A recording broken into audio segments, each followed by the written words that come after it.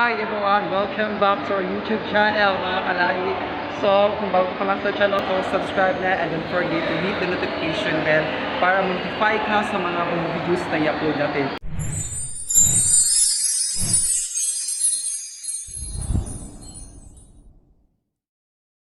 So ngayon guys, nakasakay na tayo ng bus.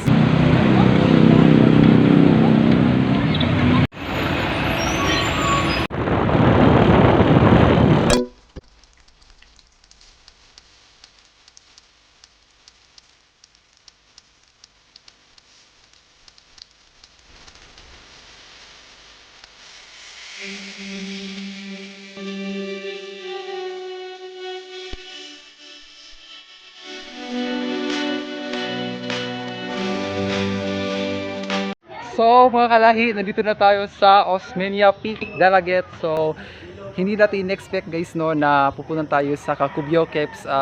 Sabi ng mga tao dito is yung Cacubiao Cave daw is nag-close sila. So pansamantang nag-close dahil hindi ito nilinisan. So dahil malapit naman ito sa Osmeña Peak, so dito na lang tayo dahil maganda naman dito ang background. So bago ka pumunta dito guys, so bago ka pumasok sa Osmeña Peak is kailangan mo muna magbayad ng entrance fee 50 pesos. Then another 50 pesos sa taong magtutour guide sa inyo. So I am very excited guys to explore the Osmeña Peak dahil to look out the sunset guys. So let's begin to explore. So punta na tayo sa itaas guys. Samahan niyo ako and let's enjoy the explore. So simulan na tayo. So ito po yung tour guide ko. Ano po pangalan mo? Apyong. Ako po si Kuya Apyong. So siya po ang magiging tour guide ko papunta sa Osmeña Peak dahil hindi pwede na wala kang tour guide guys dahil protocol ng kanilang management. Ali. Kiw imong gisulod, sudlod. So ngayon mga kalahi, asa papunta na tayo sa itaas. So maglakad tayo papunta 15 doon. to 20 minutes. So maglalakad tayo 10 minutes to 15 minutes bago natin marating yung peak sa Osmeña Peak. Isang background dito. Hindi pala yan. Ha? Mas maganda pa sa taas. So kung nakikita nyo guys, kung nagandahan na kayo guys, mas maganda pa daw yung nasa pinakatuktok ng bundok.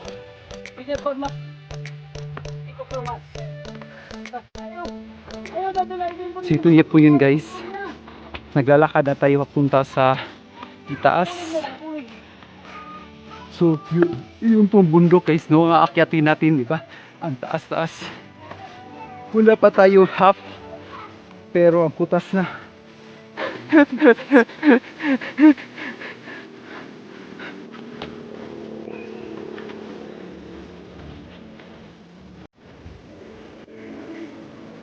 So kada araw ilang tao ang pupunta dito, sumahatid or ma-visit niya? Depende.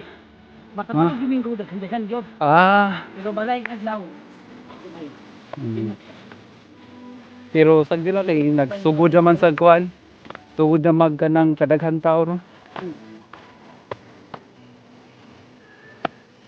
Napakahabog guys, napakahabog mga kalahi oh. Tingnan niyo ang bato-bato. So mas maganda siguro mga kalahi na kapag pumunta kayo dito marami kayo o may kasama kayo na pupunta dito para mas maging excited yung travel niyo. Kutas. So guys, parang nasa Bohol ako guys, no? So tingnan nyo guys, i-reverse ko yung camera ko. Wow, ang ganda. So mamaya guys, sabi ni boss tour guide is mamaya is may sunset dito. So manood tayo. I-include natin sa vlog para mas maging mapanabig kayo na pumunta dito.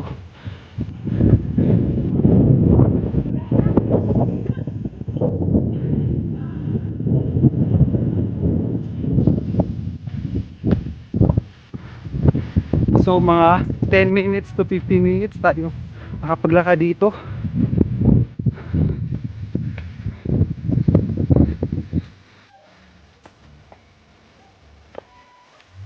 So guys, So kung may trabaho kayo, gusto nyo pumunta dito, may trabaho kayo, pwede naman kayo makapag-overnight dito.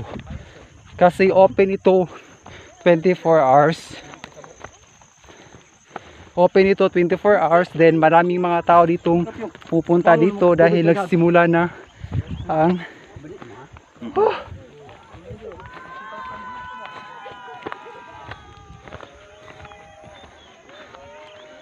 So ang daming tao dito guys, oh, nag-iingay na sila.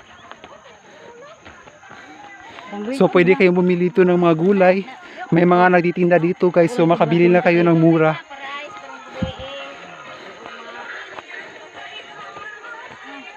Sir, wala na yung tuktok. Mana siya. So guys, yun po yun ang tuktok. So pupunta pa tayo doon.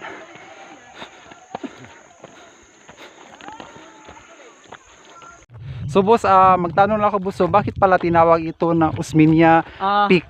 Saan ito nanggaling yung pangalan?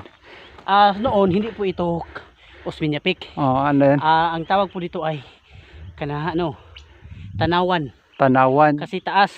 Okay. Punta doon magtanaw-tanaw. Okay. Sa time na si Sir Osmeña, sikat na tao, usa sa nakasaka diha. Si Sir Osmeña itong presidente. Okay, si That's Sergio why, Osmeña. Na sikat na tao, itawag Osmeña Peak. Ano yung legend? Mao day no, so bright gid kay para masamo siya kanon. So mga kalahi no, dati pa lang pangalan nito is Tanawan Peak. Then kaya nagbago lang ang pangalan niya nang pumunta si Sergio Osmeña, yung dating presidente ng Pilipinas.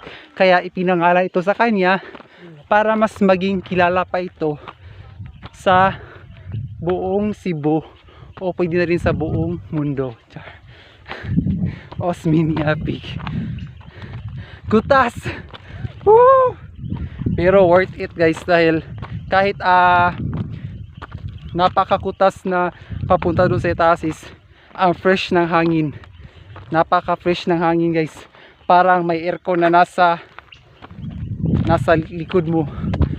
Ito po yun. So kung gusto nyo mag-overnight, pwede kayo makapadala ng tent. So kung nakita nyo sa doon, maraming mga tent ang nakalagay. So yun po ang mga bisita dito, nagdala sila ng mga tent kung gusto nyo mag-overnight dito. So guys, so sa nasabi ko is pwede kayo magdala ng tent dito. So walang limit. Walang limit mag overnight dito. Pero kung pumunta kayo dito ng umaga, may limit talaga. May limit ang pag-tour guide. Pero kung gabi kayo, ano po? 10 minutes ang picture. 10 minutes po ang pagpipicture kapag pumunta kayo na dito ng day. Pero kung night is whole day kayo overnight. So di ba ang ganda? Woo! Nakaka-amaze yung lugar. Ang ganda sobra. Nakakatanggal ang stress. Di ba? Dito sa kabilang side guys. Wow, ang daming chocolate hills. Parang chocolate hills, no? So parang nasa Bohol ka. So ang daming tao guys, no? Kadalasan is mga bata, mga teenager. So dami pumunta dito. So no, nag-abag yan ng mga sunset. So guys, so mamaya is may sunset ng darating. So marami talaga nag-aabang ng sunset dito, no? Pwede yun dalhin yung mga family dito, yung mga kasintahan nyo, kung may kasintahan kayo. Pwede rin single. So walang pinagbawal ito as long as makapagbayad ka lang ng entrance. Dahil kung walang entrance, makapasok talaga dito. So ang ganda talaga guys ng feeling guys.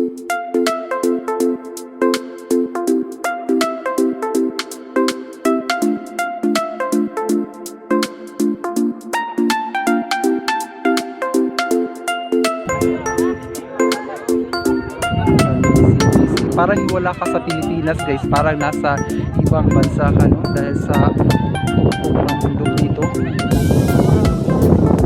Tingnan nyo guys, ang daming mga tao dito guys. May nag-pictorial pa, may nag-family picture.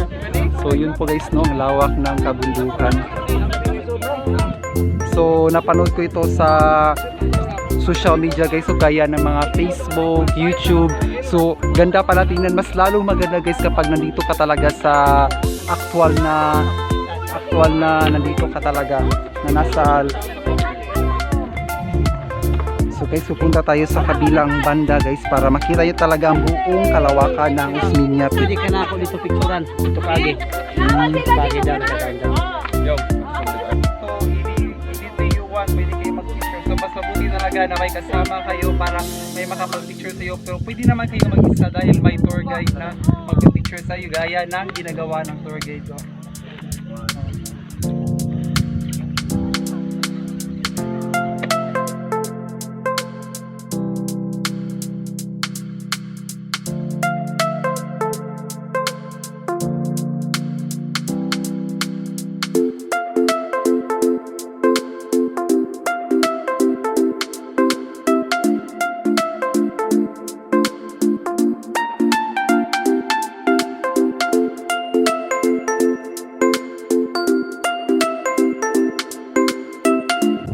So mga kalahi, ilang minuto na lang is magsa-sunset na. Kung nakikita nyo naman yung background natin, so yung sun is unti-unti nang nag-orange, di ba?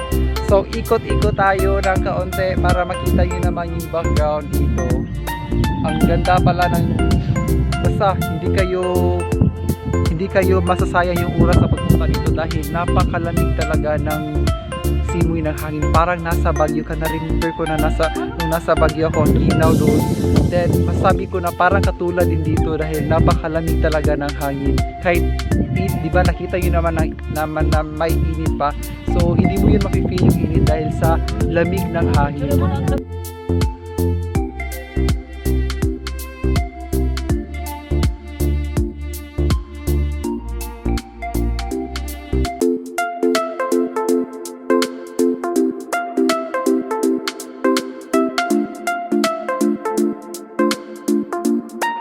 So mga kalahi, papauwi na tayo guys. It's time to go back and Cebu. So sulit talagang araw natin ngayon mga kalahi, no? Dahil nakita talaga natin yung background dito ng Osmeña Peak at pati ang pagsaksi natin ng sunset at ang pagkawala ng sunset. So napakasulit ang araw. So nawala talaga yung stress natin kahit nakakapagod kaninang umakyat. So tanggal talaga ang stress. Very excited. So anong pang hinihintay nyo? Punta na kayo dito. Wala akong team ha. So thank you for watching my vlog. So kung bago pa lang sa channel ko mga kalay, subscribe na and don't forget to hit the notification bell para ma-notify ka pa sa mga bagong videos na i-upload natin on the next. So thank you and stay safe.